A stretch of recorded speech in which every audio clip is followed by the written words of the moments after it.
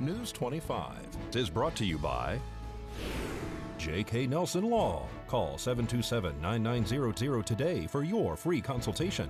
If you need a lawyer, you need Nelson.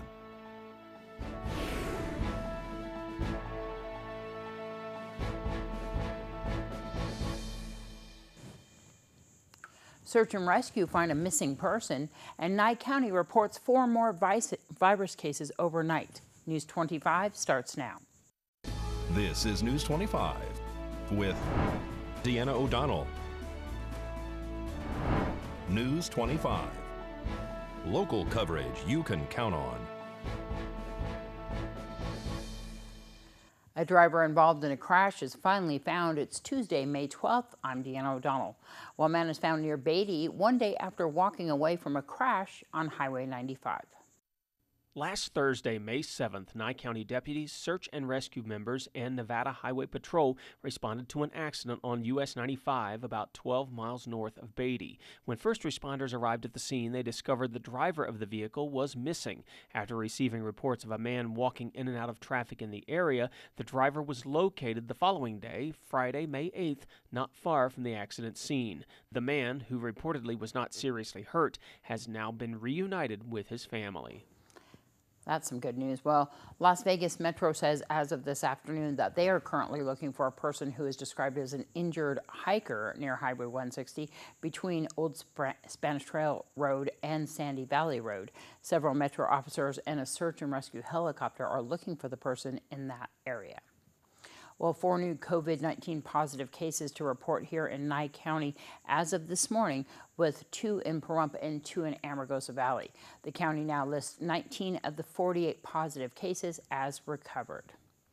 And NHP says there was no serious injuries reported today at a 2-car crash that blocked traffic on the highway. All occupants declined to be taken by ambulance to local medical facilities this afternoon as a result of a 2-vehicle crash at Dandelion Street and Highway 160.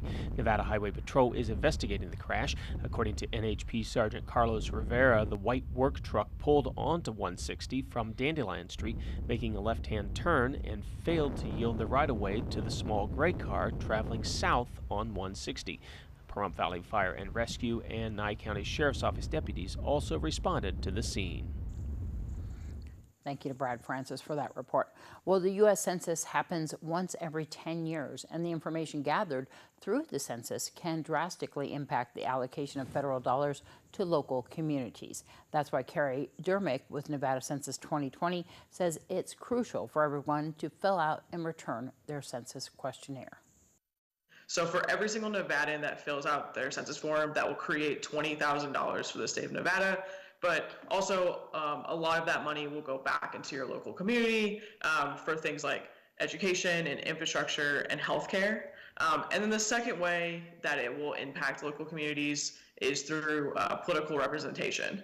So this census data that everybody is currently filling out right now here in the state of Nevada will actually decide how Nevada redistricts their state in 2021 and 2022, and that will have an impact on our state for the next 10 years. So yeah, both of those things is why it impacts local communities and why it's so important for everyone in Nevada to fill it out. We're talking about over $67 billion if everyone is counted in the state of Nevada. And most likely if we hit 100% response rate, we're looking at more upwards to $80 billion to fund our state and all the services that we need. One way that it will affect Pahrump and Nye County is I know that Pahrump is one of the fastest growing cities right now in Nevada. And so basically how census funding and data works is whatever the state of Nevada is allocated, they're going to allocate that money to where the needs and services are most needed based off population. And so if every single person in Pahrump or Nye County fills out their census form, the more funding will go to that area based off the service and needs of that population. Every single person living in Nevada on April 1st should fill it out. And so I know that because of COVID-19, things have shifted a little bit, but if you are living in Nevada on April 1st, you should fill out your census form as living in Nevada, basically on where you live in the state. The census is extremely confidential. Basically, once you fill out your census form, whether it's by online, phone, or even mail, you become a statistic. The Census Bureau doesn't necessarily care about your personal data. They only really care about the demographics and our population of our state. Nye County's current response rate is 39.7%, and then Nevada is at 57%.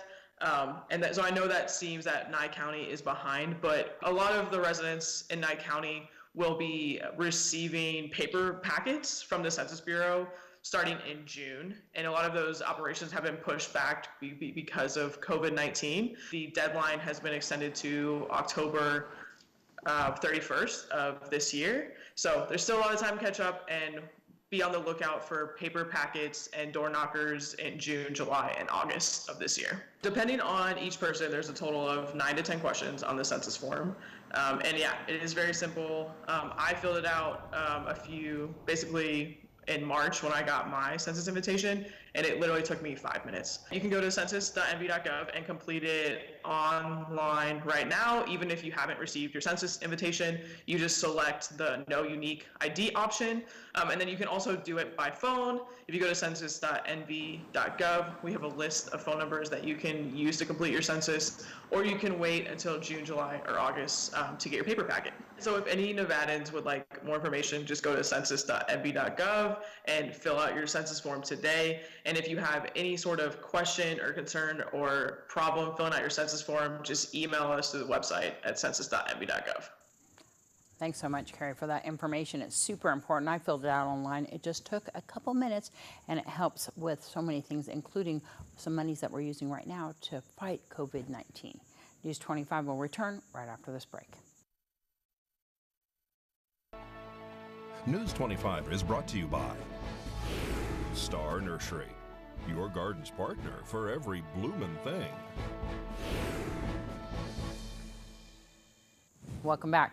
Well, new treatment options are in development to fight COVID-19. Work is underway on a program to track and isolate people who've been exposed to coronavirus, and Apple prepares to reopen stores in several states. Here's Angela Miles with more.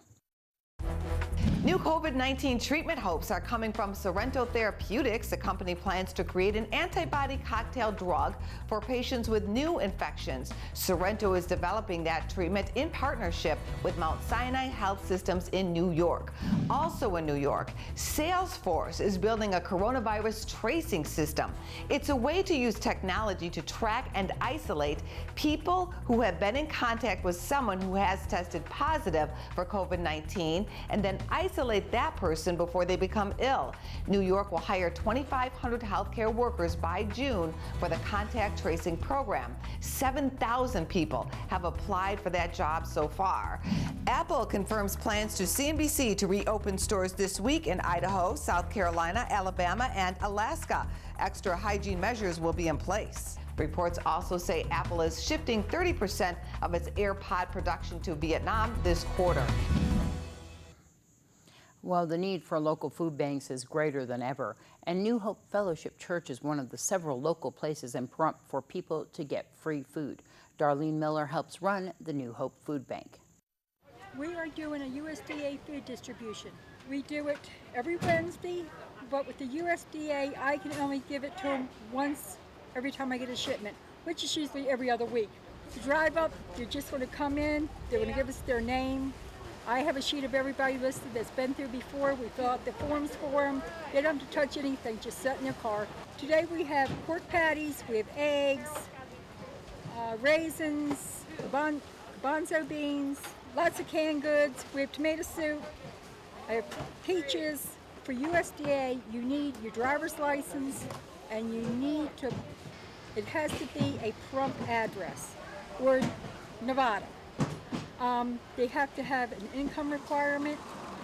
And most of the people, if you get SNAP, you automatically qualify. And if you don't get SNAP, the income requirements for the USDA food distribution are pretty straightforward. You don't have to prove it. We're just going to ask you, you're a family of one, do you make under $1,926 a month? If you tell us yes, fine. you qualify. And there's no income requirement for the regular food distributions. It does not have a requirement at all. All you need to do is come and say, I need food. Right now, New Hope is only receiving USDA food, so the regular food distributions are on hold for the time being. Well, right now we're not even doing that because all Three Squares sending me is USDA food. And for May, I know May 6th is going to be USDA, but after that, I have no knowledge of what we're going to get yet. They haven't told me. The food bank is located at New Hope Fellowship Church at 781 West Street in Pahrump. And for USDA food distributions, you must have an appointment. To learn more about New Hope's food bank, you can visit their website at nhfministries.org or call them at 775-751-1867. New Hope is also seeking volunteers to help with the food distributions. You can call or go online to learn more about how to get involved. Well, since 2016, a nonprofit organization called Remote Area Medical, or RAM, has provided more than $650,000 in care to Pahrump Valley residents for free. And preparations are underway to bring another RAM clinic to Pahrump this fall. Ryan Muccio, the local RAM committee co-chair, spoke with News 25 about the free healthcare clinic and how it benefits our community. We're super stoked. We will be hosting RAM again for the 5th year here in Pahrump. Very, very excited about that. So it'll be October 3rd and 4th. That's the first Saturday and Sunday in October. And it'll be held at the Pahrump Valley High School campus in the Pathways building. Clinic doors will open at 6 a.m. They'll go till about 6 p.m. or until the last patient seen. The tickets will be handed out at 3 o'clock in the morning. Most people begin lining up well before midnight the day before. We decided to just do Saturday, Sunday this year. Providers, we've found, have their clinics open on Friday, so it was hard to get volunteers on that day. Most RAM clinics throughout the country are actually only Saturday, Sunday.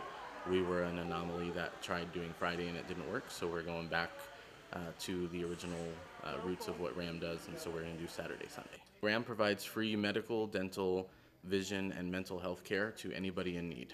We ask no questions. There's no income qualifications. There's no questions about your legal status, your residency. We literally just ask for your name and address. The only reason we ask for an address is if we have to mail any follow-up results to you. So no questions asked. You come down and get free medical, dental, vision, and mental health services. It takes roughly 150 to 200 volunteers a day to put this on, and it's just a massive endeavor. So yes, our heart goes out to those volunteers, and we thank them so much. And this year we have a little bit of a special dedication. We're actually dedicating the clinic to the late Dr. Dennis Campton. And so there'll be more on that, but we're very excited about that as well. Thank you to the 9 County Commissioners. They definitely stepped up and contributed $6,500 this year, which we were very appreciative. Right now we're a little limited in our RAM fundraisers because of COVID-19, so we can't do any in-person fundraisers. So we have switched it to an online GoFundMe, and that's been very successful. The fundraiser can be found on the Nye Communities Coalition Facebook page. Just go to Nye Communities Coalition. You can go to ramusa.org. That tells you more about RAM. You can also go there to volunteer for our clinic. If you want to learn more about some of the local planning and logistics, feel free to call me 702-672-6559 or go to the Nye Communities Coalition Facebook page. Thanks so much, Ryan. I'm stoked too about RAM. So we'll return with more news right after this. This segment of the news is brought to you by Mountain West Lawyers, Nye County's injury attorneys. Don't get bullied by insurance companies. Call Jason Ernest and bully them back at 775-727-9500.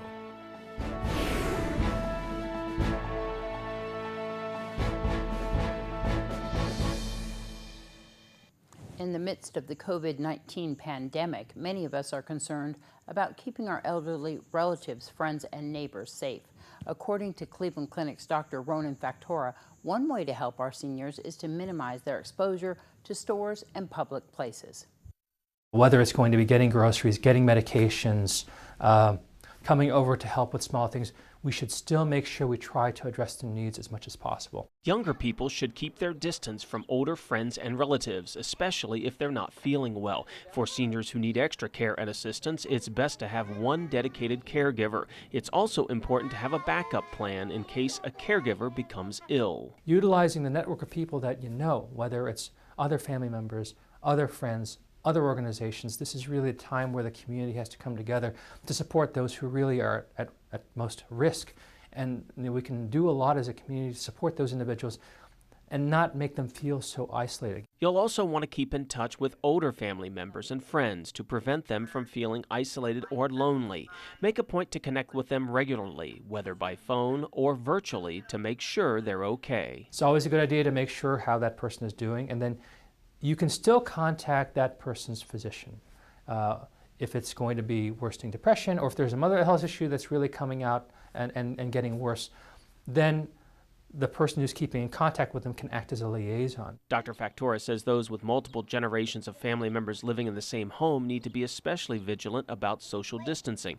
Research shows children may be able to transmit the COVID-19 virus to older relatives even if they aren't experiencing any symptoms themselves. Well, a 3-year-old girl was rescued from under a capsized boat on Lake Mead when more than a dozen members of a church group were thrown into the water by extremely rough wind-generated waves during a Mother's Day boat trip on Sunday night. Nevada Department of Wildlife game wardens responded to the overturned vessel in Swallow Bay on the northwestern side of Lake Mead around 7:30 in the evening. When they arrived on scene, they found the water littered with multiple men, women, and children. Luckily, they say, most of the victims were wearing life jackets. The first game wardens to arrive on scene began pulling the victims out of the water when one of the victims reported that a 3-year-old girl was missing and believed to be stuck under the boat. By this time, 2 other rescue boats, along with rangers from the National Park Service, had all arrived on scene. Several game wardens and rangers entered the water and held the bow of the vessel above water in an effort to keep the vessel from sinking as game warden Sean Flynn swam under the boat to find the girl. Warden Flynn found the frightened girl in an air bubble near the stern of the vessel along the center line. He was able to pull the child to safety where she was immediately examined by medical personnel on scene. They say that the game wardens and rangers finished pulling all the victims from the water and transported them to safety along with the capsized boat. No medical treatment was required. They say that this Mother's Day was especially busy on Lake Mead, with the emergency crews responding to more than 80 incidents, including 2 capsized vessels. Well, many auto insurers are giving drivers a break through reduced premiums and money back. Fewer people are driving, and that means fewer accidents and fewer insurance claims. So companies are passing their savings back to their customers. Catherine Wheel, a local Allstate agent, explains more about the program and how much customers can expect to save. Insurance companies actually it's illegal to rebate by insurance law. So what insurance companies have done is give a payback. What Allstate called it was the shelter-in-place payback, because people aren't driving because everyone's home. Allstate has allotted $600 million to give back to customers all over the country, and for the most part it's going to amount to about 15% of what would have been your April and your May monthly payments. So even if you pay it in full, it can be calculated as to what that monthly payment would be. It came about because Allstate thought it was the right thing to do. Allstate was first to come out and announce it. Everybody, Allstate sent 80% of their employees home, including agencies. And I think the executives had time on their hands and said, what can we do? We've been protecting people for, 90 years. And this is a catastrophic event. What can we do? Hey, people aren't driving. We're not going to have the claim pressure. Let's give some money back. How much can we do it? And within a week, they came out and announced it. We're the first to do it. And I'm proud to represent Allstate when they're the first ones to come out and say, we're going to do this shelter-in-place payback. It was great. We've been very busy. People have a lot of questions, but it's also given us some downtime without people coming in to call our customers and let them know about this shelter-in-place, because despite all the advertising, there's still quite a few people that have no idea that they're getting money back. News 25 WeatherCam is brought to you by Lerner and Rowe Injury Attorney's Office in Pahrump. In a wreck, need a check? Call 702-877-1500. All right, as we go to break, we're going to look at some of that windy weather outside on that weather cam.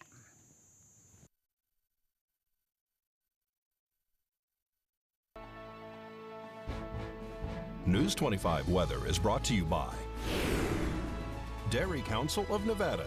The splash of cream in your coffee, the dollop of sour cream on your burrito, the melted toasty cheese on your pizza. Undeniably delicious, undeniably dairy. Enjoy what's real.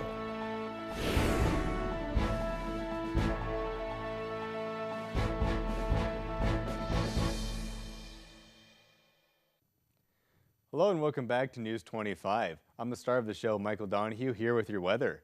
In Las Vegas, we had a high of 85 degrees, a low of 64, 96, a low of 67 in Death Valley, 83.54 in Amargosa, 80, a low of 50 in Beatty, 75.41 in Goldfield, 58.39 in Carson City, a high of 72 in Tonopah, 68 for the high in Fallon, and 63 for the high up in Fernley. All three towns have a low of 40 degrees.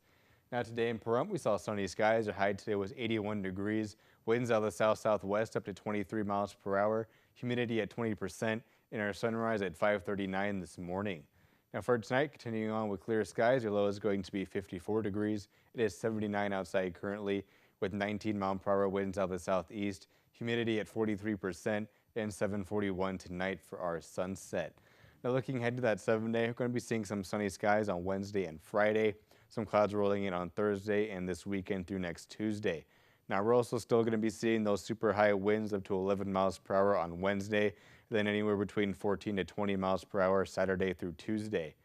Now our ever-changing temperatures are also starting a little up and down. On Wednesday we're going to be seeing a high of 81 degrees. We're going to slowly climb up to a high of 92 on Saturday, back down to 91 on Sunday. Then we're going to drop back down to 77 by next Tuesday. Overnight's doing the same thing. On Wednesday, we're going to be seeing a low of 55 degrees, climbing up to 68 for a low on Saturday, and then dropping back down to lows of 51 by next Tuesday. And so now with that, we're going to throw it back to the desk with Deanna. That's our wacky weatherman, Michael Donohue. And he is actually the star of the show, by the way. We always save the best for last. Well, I'm Deanna O'Donnell. From all of us here at KPVM-TV and Ace Country Radio, have a great night. We'll see you back here tomorrow.